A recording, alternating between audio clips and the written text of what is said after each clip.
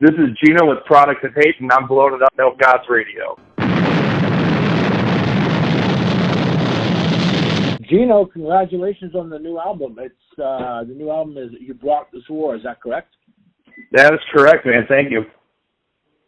And it looks like it came out in February, right? Yeah, about a month ago. First week of February. The last album was put out by Napalm Records, and this one is being put out by yourselves. Is that correct? Yeah. So, there's a lot of changes over at Napalm over the last few years, and we've had, I guess, a regime change, and they kind of switched directions, and they were going. A lot of the bands that they're signing now are more radio rock and more legacy acts. Like they signed, Scott Stapp and Hoobastank and Mushroom Head and Seven Dust, which are all great bands. Bands we like a lot, but they weren't really in the as far as developing new American young up-and-coming bands. They were kind of switching gears a little bit. So when we put out this album, we were kind of going back and forth with a few labels and trying to figure out what we were going to do. And we had a few opportunities, and at the end of the day, it just made more sense since we had made so many, contacts and worked with so many, great people the first time around. We decided to, put the label or put the album out ourselves, but, maintain a lot of the infrastructure of what we did the first time around. So from, the actual engineering of the record, publication, all the radio stuff, the artwork, we kind of went with the same team we did the first time, except this time we got to be more hands-on with it and kind of have all the say in it. And we're really happy with the way it turned out. Yeah, one thing I hear a lot gripes about from bands that are signed to a label is the Spotify in particular, as far as what their negotiator rate is between Spotify and their label. Have you been able to change your negotiator rate, being that you are now on your own? Yeah, Spotify, that's the one thing that's hard to crack. So there are like a few playlists basically you try to get on to get more plays and things like that, and you submit everything, but at the end of the day, that's, one thing we've run into where having the label or any label does help. Obviously it's the same old story of, this guy knows a guy, that guy owes this guy a favor, something like that. But, at the same time, some things catch organically as well, as far as what hits and what doesn't. But the Spotify playlist, that's the one thing that's pretty tough. Our numbers on everything else are actually higher than the last album as far as radio plays and things like that, which is awesome. But Spotify, again, that's the one thing that's just kind of, you're at their mercy, and it's something that's kind of beyond your control, and all you can do is kind of throw your hat in it. You said that the album is doing quite well at radio, right? Yeah, so we're, still getting numbers and things like that as far as, terrestrial and college radio and things like that. And the numbers that we're getting are all higher than what they were the first time around when we had the label. So we're pretty happy with that. And a lot of that goes to, the team that handles our songs getting into radio, and that's Skateboard Marketing with Munzi Ricci, and guy's just great. So he was one of the guys that worked on the first album with us. And we always stayed in contact with him, and we've met him, and, he was a great guy. So when it came time to putting this one out, he was the first guy we reached out to, and he loved the record, and he's really been helping us out. Yeah, I always look to my weekly chats with Munzi. Yeah, he's great, and one thing that I love about him is he's a fan. Like, he's a fan of the genre. He really he works with bands that he likes, and it's not just a job to that guy. Like, he supports. He's seen at shows and everything else, and again, he's another one of those guys that's been around a long time and works with a lot of great bands, and he did such a good job for us the first time that we honestly, if he would have said no, I don't know what we would have done, because he was the only guy we planned on talking to. How did the songwriting process for your new album compare to your debut? I'm sorry, what was the first part? How does the songwriting process for the new album compare to your first? The songwriting? Honestly, these songs are a little bit more grown up, I feel, which is a generic thing to say, going into the next record. But the first album we put out, a lot of those songs were written years before the first album, was released, which is pretty common tale with bands' first full lengths. The joke, you've got your whole life to write the first record, so it's really the second one that's kind of your prove-it moment. And I feel, songwriting-wise, a lot of it is a testament to the fact that we've never had a lineup change. So we started in 2007, 2008. It's always been the same 5 guys. And the longer that we do it, I feel like the easier it is to write the songs. We all kind of know what our strengths and weaknesses are, and you'll learn how to collaborate with everybody in the room. So this record, for sure, you see a lot of growth as far as the structures of the song, the peaks and valleys dynamically of how the songs are put together, how the album's put together, how everything's arranged. We engineered it and recorded at the same place we did at the first record, which is Mercenary Studios here in Chicago.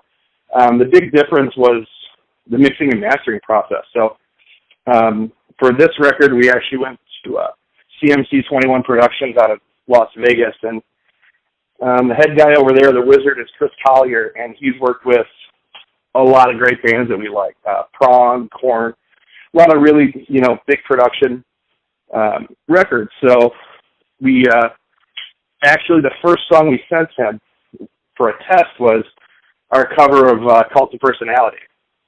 So we figured, well, if you can make this one sound good, it's probably going to be all right. And he sent it back, and it sounded killer. So that's the biggest difference production-wise on this record, was going through the new mastering, and it sounds phenomenal. You guys also covered a Motley Crue classic, is that right? Yeah. So 2 years ago, it's a song we used to do live all the time with Shout at the Devil, and it was just a fun rock and roll song. So we did a tour a couple of years ago with Mushroom Head, and we were like the token metal band on the tour. So there was a lot of good bands on that run. So Sumo Psycho, who's kind of blowing up right now, was on that tour. Obviously Mushroom Head, Mad Mayhem, but it was more of a not your classic, first groove metal kind of tour. So every night, you're playing in front of their, Mushroom Head's crowd, and we wanted to definitely make sure that we played something that, for the people that had never heard of us or had never seen us before, give them something cool to do every night. And sure enough, we played it almost every night, and every night at the meet and greets and merch tables and stuff, there was just people coming up to us, oh, did you guys ever, is that song on this record? And we always felt bad that it wasn't.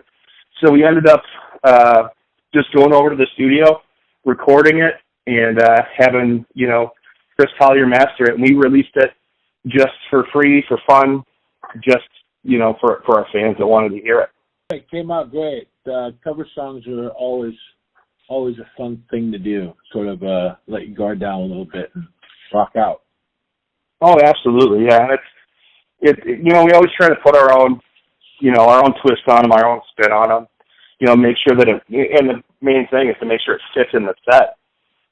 We've played with a lot of bands where you'll hear a cover played in the middle of the set, and it's just kind of, sometimes it'll be done really well, but it just, it's almost like we call it a set killer, where it doesn't really fit in the whole flow of what you're doing on stage. So with ours, we always try to do it justice, obviously, but really make sure that it fits in our set, because at the end of the day, playing it live is the most fun thing to do. Is there a main inspiration for lyrics this time around? You know what? I feel like with the first album, it was very personal, which Adam supplies most of the lyrics, obviously. He's the one that's got to bark them out every night, so it's most important that he's comfortable with them. But this time around on this record, I feel like it was more of a my struggle, and less of a my struggle and more of a our struggle.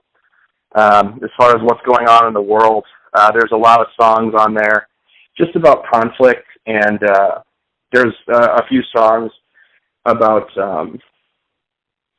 substance abuse, which we've been lucky as a band that we've always kind of kept each other clean. Like, we'd love to have a few beers every now and then, but none of us ever into any hard drugs or anything. But just like everybody else, we have family and friends that have been really affected by it. So there's a few songs on there that are, kind of a warning, and just try to steer clear of all that for sure. But so this record, it was more about, societal problems, issues, struggles, conflicts than the first record, which was, most of the songs were very personal for Adam, dealing with his own issues and struggles, and just, navigating through life and things like that. So this one, I think all the songs will kind of mean a little bit more to individual people that can kind of put their own, infer their own issues in there, and kind of read into it a little bit more of what they will.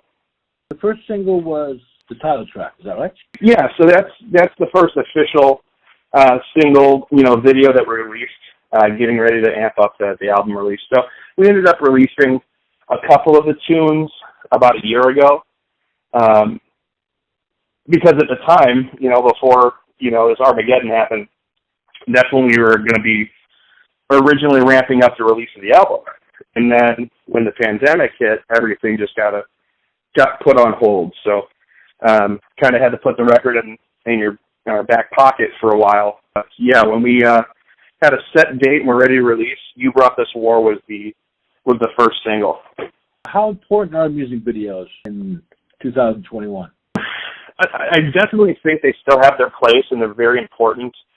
Because at the end of the day, it's almost I see them as commercials and advertisements for the live show.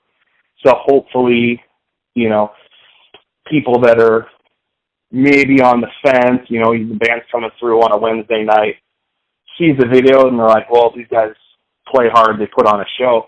Hopefully it gets a few more, people through the door. Definitely, I don't think, they're as important as they were, 1987 MTV era, where, a music video basically decides whether you're going to be a band for another year or whether you're going to be the biggest band in the world. But they definitely have their place, and we definitely try to do something different with all of our videos. And I think the biggest change is back in the day, people would put millions of dollars into videos.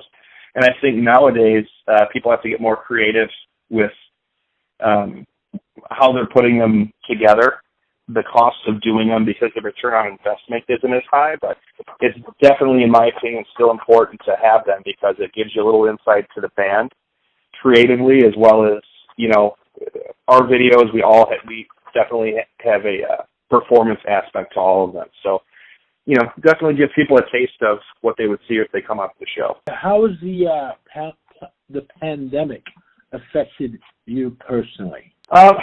You know what? I've been pretty lucky.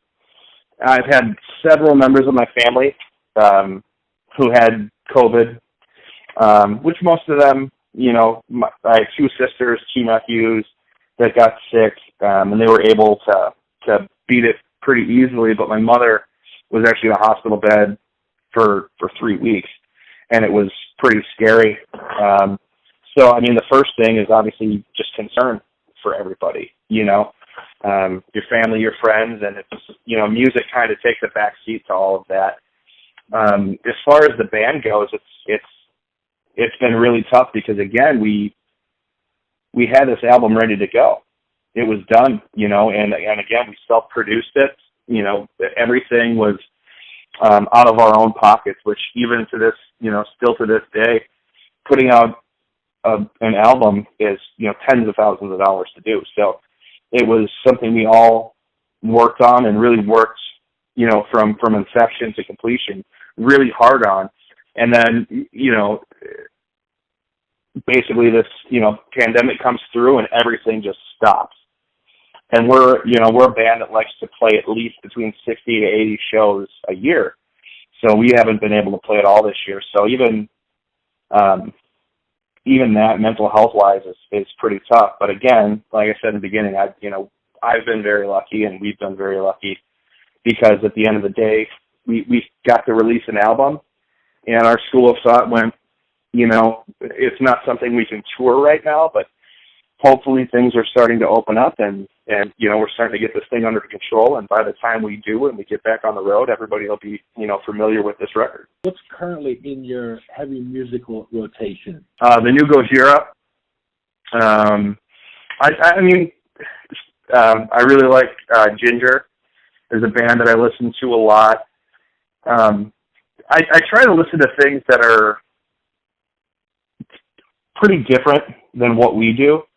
So I don't listen to a ton of thrash anymore. I mean, the worst thing in the world is, you know, being at the rehearsal studio and coming up with an awesome riff that you think is rad, and then you get back in your car and start driving away, and you're like, oh, straight lifted it from that band and didn't even know it. So I always try to, you know, stick to stuff that's a little bit outside our style. So like Strapping Young Lad, Gojira, you know, even Ghost is a band that I like, as far as songwriting style and, you know, structuring a song and putting it together. But I listen to a lot of older stuff, Machine Head, you know, Pantera, Metallica, Iron Maiden, stuff like that. I listen to a lot of, like, you know, Depeche Mode, stuff like, you know, new wave stuff that, you know, I'm more the melodic guy in the band. You know, my brother is the other guitar player, and he's more he's responsible. He's for the Department of Heavy, and I'm, you know, the head of the Department of Melodic. So anything with a really good hook or good melody is really what I'm listening to. And is there anything else you'd like to mention or promote? I definitely just want to thank everybody for being patient with us as we get this record out there. And check us out, Bandcamp, C-Baby, Spotify, Amazon. You know, pick it up, listen to it. Anything you can helps out, and we look forward to seeing everybody on the road, and I hope to see you back next time we're out in Sacramento.